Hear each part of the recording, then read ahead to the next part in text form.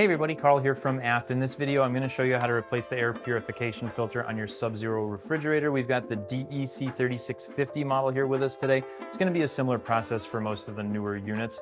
And you're going to want to do this about once a year, or there's going to be a little indicator up on the display here that's going to show you when it's time to replace it. So it's really up to you.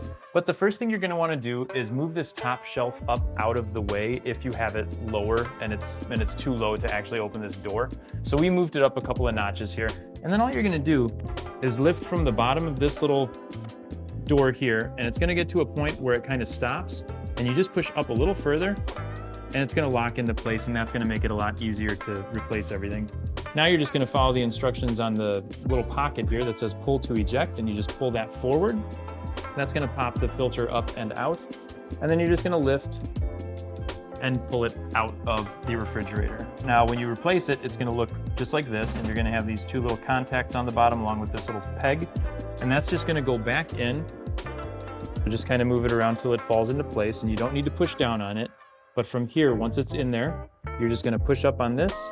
That's gonna lock it into place, and then lower the first door that we opened, and push that back into place until it's fully closed. And then if you had to move your shelf up, you just move it back into the same position you started off at.